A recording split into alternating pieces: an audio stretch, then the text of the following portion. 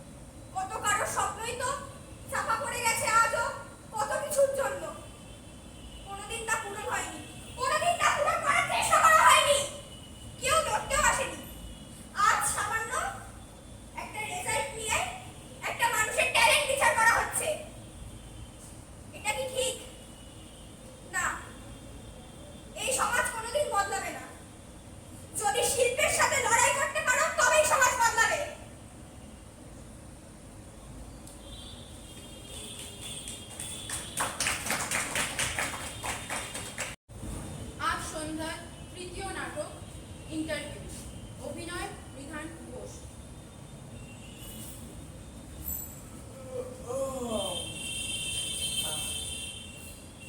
হ্যাঁ, আরে আজ তো আমার ইন্টারভিউ।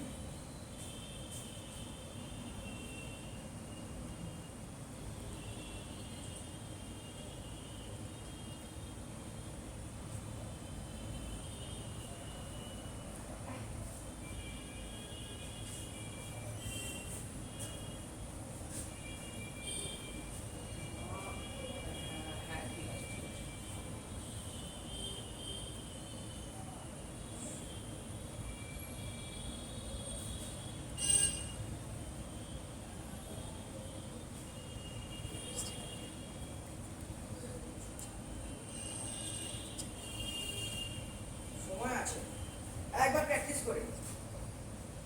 Good morning sir. না না, হচ্ছে না, আরেকবার। Hi sir. হেই না না, এটা বেশি ক্যাজুয়াল হয়ে গেল। কি করে করা যায়? Hello sir. হচ্ছে না, হচ্ছে না, হচ্ছে না কেন? হচ্ছে না কেন?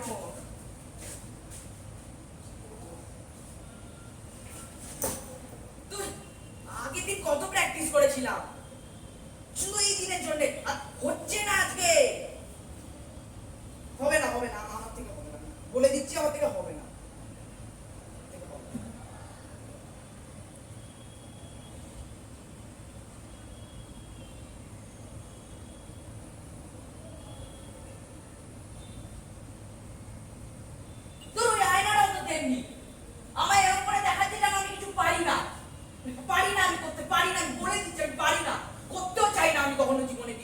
সারাদিন বাড়িতে বসে থাকো।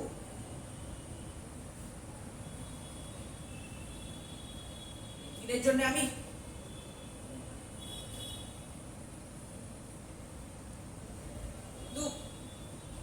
কত পরিশ্রম করেছিলাম আমি এই দিনের জন্য, আর আমি এরকম করে এত কাছে এসে আমি কি করবো? কিছু নেই, সারাদিন বাড়িতে থাকি, কিছু নেই। এই ইন্টারভিউটা যদি না হয়, কি দেখাবো নিজের মুখটা বাবা মাকে? বের করে দাও আমাকে বাড়ি থেকে।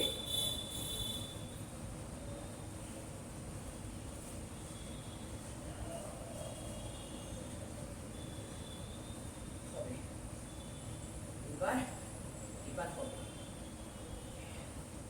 হয়নি আগের বার, এইবার যদি না হয় তাহলে হবে না, যদি হয় তাহলে হবে। চেষ্টা করতে হবে, চেষ্টা করতে হবে। ঠিক আছে, একবার চেষ্টা।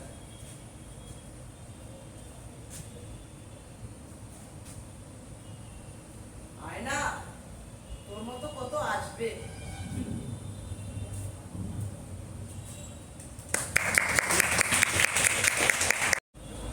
আজ সন্ধ্যার পরবর্তী নাটক কালবৈশাখী ঝড়। অভিনয় শুভঙ্কর দাশগুপ্ত। বাপরে বাপ, বাইরে আজকে কি জোর ঝড় নেমেছে। সেই 7:30টার সময় থেমেছিল, তাই ভাবলাম একটু রিহার্সালে চলে যাই। তারপর আরো জোরে নেমে গেল, পুরো জামা প্যান্ট ভিজে গেছে। আচ্ছা, বেরোনোই উচিত হয়নি। গরমকালে হয় ঠিকই কালবৈশাখী ঝড়, কিন্তু আমার ঠিক ভালো লাগে না এই ঝড় ঝড়। হে, কি হবে? লাভ তো কিছু হয় না। সেই এদিনকে এখানে ঝড় হচ্ছে, ওদিনকে ওখানে ঝড় হচ্ছে, এই ধস নামছে, কোথায় বন্যা হয়ে যাচ্ছে। বাপরে বাপ, এই জন্যই না আমার এই ঝড়টার কিচ্ছু ভালো লাগে না, জানেন? এত বিরক্তিকর না।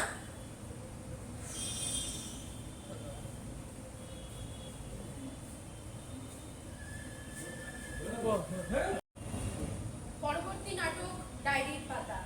অভিনয় নন্দিনী সেন।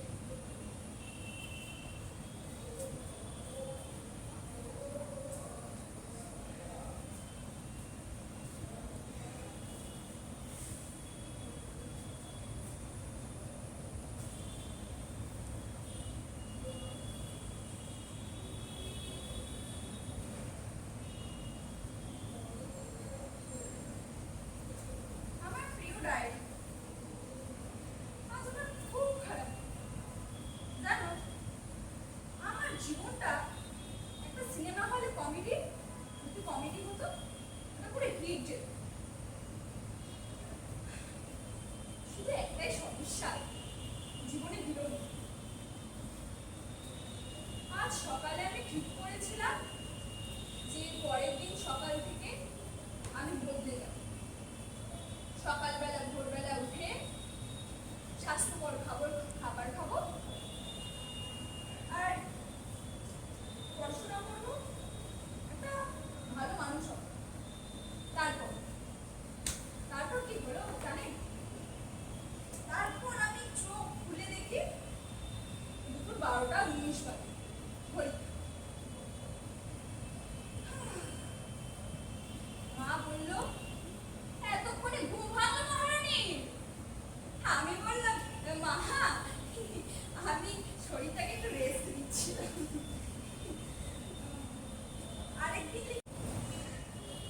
আজকের পরবর্তী নাটক এআই।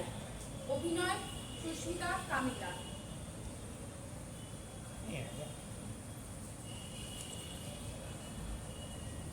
আজকাল আমার সব থেকে প্রিয় বন্ধুকে জানে মানুষ, একটা যন্ত্র। হ্যাঁ, ঠিক, আর্টিফিশিয়াল ইন্টেলিজেন্স। প্রথম প্রথম খুব ভালো লাগে, যাই প্রশ্ন করি মুহূর্তের মধ্যে উত্তর দিয়ে দেয়।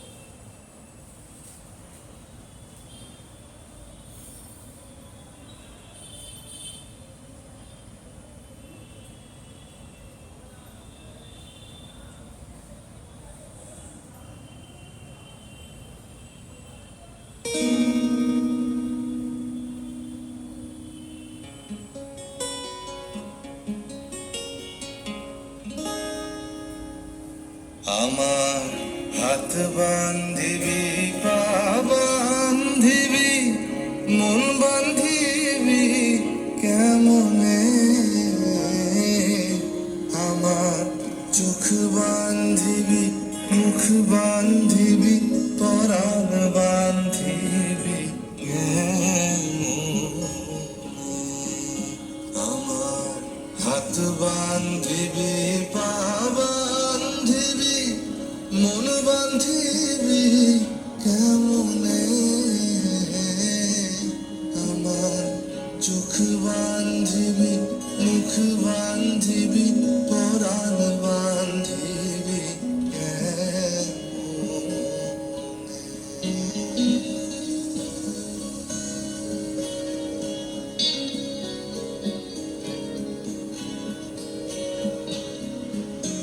আমি না গেলাম যমুনার ঘাটে না তুলিলাম জল না হেরিলাম তারে সুখী এখন আবার কে ফোন করছে? হ্যালো, হ্যাঁ হ্যাঁ হ্যাঁ। আমি ঠিক কালকে 6টার সময় পৌঁছে যাবো। হ্যাঁ হ্যাঁ, থ্যাংক ইউ। উফ, এত প্রোগ্রামের চাপ। আরে আপনারা এসে গেছেন? দেখেছেন, আমি খেয়ালই করিনি। আসলে এত প্রোগ্রামের চাপ, তারপর এক সেকেন্ড আর একটা কল আসছে। হ্যালো, আচ্ছা, জ্বরটা আবার বেড়েছে তো? আমি যে ওষুধগুলো দিয়েছিলাম ওগুলো খাইয়েছেন? আচ্ছা, একটা কাজ করুন, আজকে না না আজকে তো আপনি ব্লাড টেস্ট করেছেন না, কালকে আমার কাছে নিয়ে আসুন। আমি ঠিক মেবি কালকে 11টার সময় বসবো। তো হ্যাঁ, 11টায় নিয়ে আসুন। ঠিক আছে, আই হোপ জ্বর কমে যাবে। Thank you. কি যেন বলছিলাম আপনাদের, আসলে ফোন এসে গেল, আই এম সরি। আরে আমি তো এখন আমার নামই বলিনি আপনাদের। আমি জয়, জয় সেনগুপ্ত, পেশায় একজন মস্ত ডাক্তার, কিন্তু সব থেকে বেশি যেটা ভালোবাসি সেটা নাচ। ছোটবেলায় মাকে বলেছিলাম, মা মা আমি নাচে ভর্তি হব মা। মা বাবাকে গিয়ে বলল, বাবা বলল, ছেলে মানুষেরা তো নাচ শেখার কি আছে, ওকে বলো পড়াশোনা করে ডাক্তার বা ইঞ্জিনিয়ার হতে, আর ওই নাচ মেয়েদেরকেই মানে, যাও যাও। তখনই ভেবেছিলাম আর কোনোদিন বাবা মাকে বলবো না নাচের কথা, কিন্তু ভালোবাসি তো নাচকে। সবার আড়ালে ঘরের দরজা বন্ধ করে অনলাইন ক্লাসের নাম করে আমি ইউটিউবে নাচ শিখতাম। যদিও এখন সেটা করতে হয় না, কারণ এরকম ঘর বন্ধ করে নাচ করতে করতে একদিন বাবা দেখে নিল। সেদিন খুব মেরেছিল জানেন, মাকে বলেছিল ও এরকম নাচ করে বলে ও মেয়েদের মতো কথা বলে, হাঁটে, চলে, সমাজে এবার মুখ দেখাবো কি করে? ওকে বলো ভদ্র হয়ে থাকতে, নালে ঘর থেকে বেরিয়ে যেতে।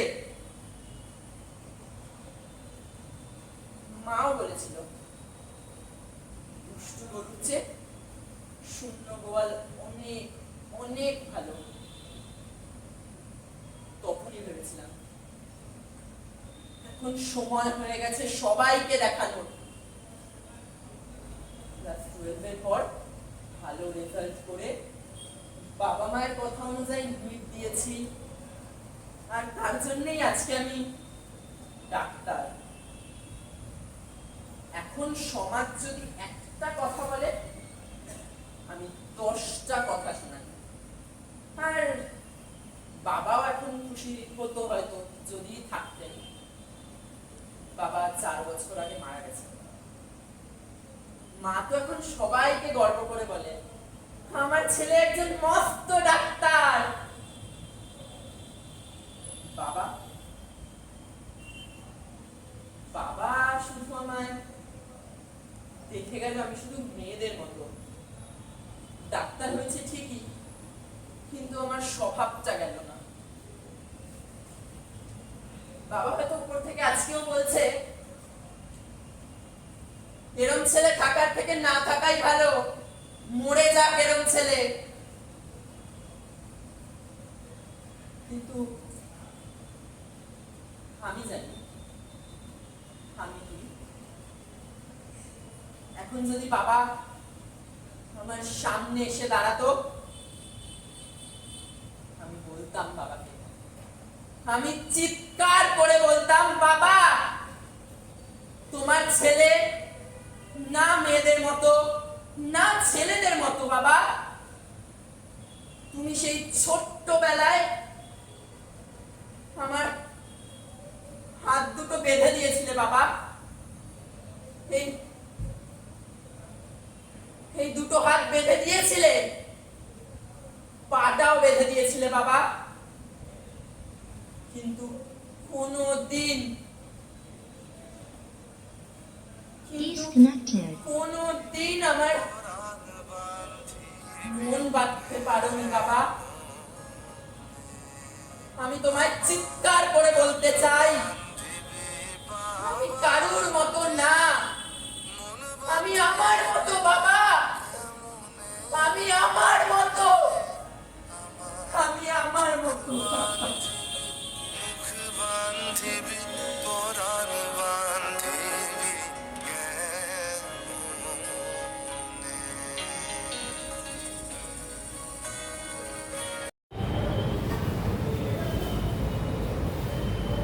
বলবো? আজকের সন্ধ্যার শেষ নাটক স্বপ্নের ফেরিওয়ালা। অভিনয় সৌম্যজিৎ বাগচি।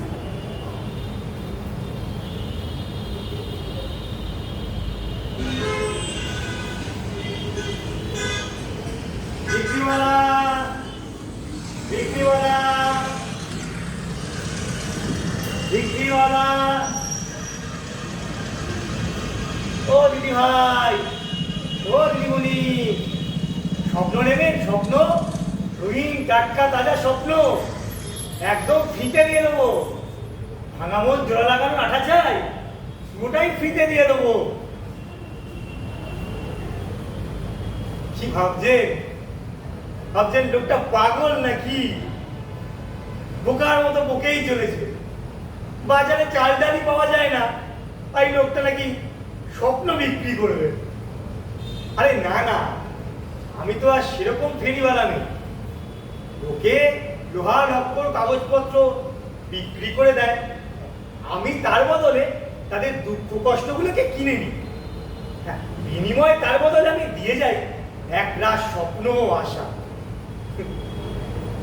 এই যে, এই ধরুন, এই যেটা দেখছেন,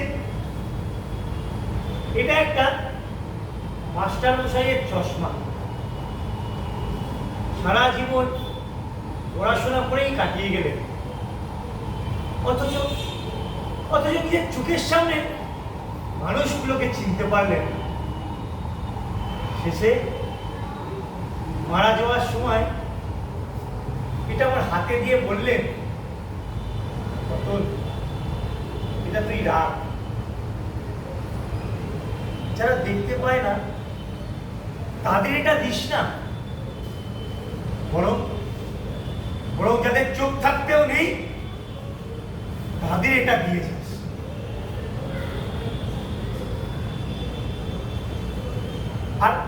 আর একবারই গিন্নিমা, সে তো আমাকে প্রায় মেরেই ফেলে। কেন আবার? আমি নাকি তার খবরের কাগজের ওজনে কম দিয়েছি। এই খবরের কাগজ বিক্রি করবে উনি, তা আমি বললাম, গিন্নিমা, এই খবরের কাগজের ওজন তো এমনিতেই হালকা হওয়ার কথা না, তাতে তো খুন, চুরি ডাকাতি, ধর্ষণ আর রাজনীতির কুটকাচারি ছাড়া কিছুই নেই। এই ওজন তো এমনিই হালকা হবে। ব্যাস, তাই আর অমনি ছাটা নিয়ে আসলেন মারতে পেরে।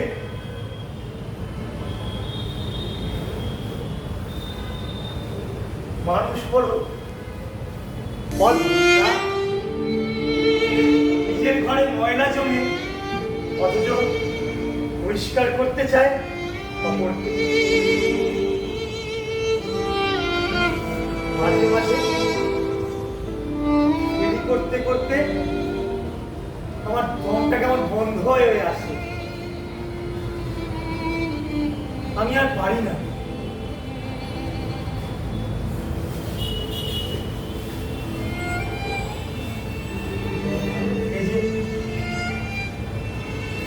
এই যে জুতোটা দেখছেন, এটা একটা বাচ্চার জুতো। রাস্তার মোড়ে যখন গাড়ির ধাক্কা এটা ছিটকে এসে পড়লো, ওর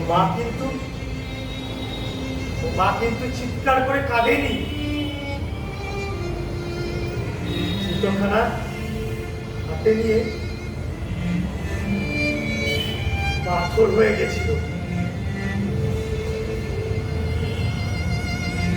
আমি সেটা কুড়িয়ে নিলাম। আচ্ছা, বলতে পারেন এই জুতো জোড়ার বদলে আমি সেই মাকে কি স্বপ্ন এনে দেবো? বলুন না আপনারা। না না, আমার ঝোলায় তো ওরা মানুষকে ফিরিয়ে আনার কোনো স্বপ্ন বা জাদু জানা নেই আমার। সবাই বলছে দেশ নাকি উন্নতি করছে, এগিয়ে চলেছে, উঁচু উঁচু বাড়ি, রাস্তাঘাট সব তৈরি হচ্ছে, কিন্তু রাস্তার ধারে ওই বাচ্চাগুলো, ওদের খিদে কি মিটেছে? ওদের খিদে তো মেটেনি।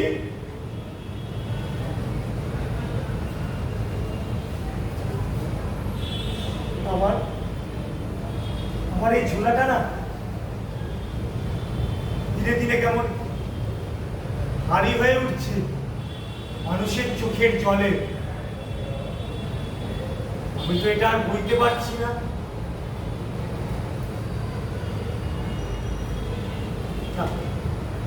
এটা আমি কি বলছি? না না না, আমাকে তো পারতে হবে। আমি যে ফেরিওয়ালা, আমার কাজই তো হলো মানুষকে স্বপ্ন দেখানো। না না না না, আমাকে পারতেই হবে। ও দিদিমণি, ও বৌদিমণি, স্বপ্ন নেবেন? স্বপ্ন একদম খেতে দিয়ে দেবো। হ্যাঁ, আপনাদের সব দুঃখ কষ্টগুলো আমি নিয়ে নেবো। বিনিময় একটাই কথা আপনাদের থেকে নিতে চাই। বাড়িতে গিয়ে শুধু পাশের মানুষটার হাত একটু শক্ত করে ধরবেন আর বলবেন, আমি তো আছি। ব্যাস, তবেই হবে, তবেই আমার ব্যবসা সফল হবে। আমি এক ফেরিওয়ালা ভাই।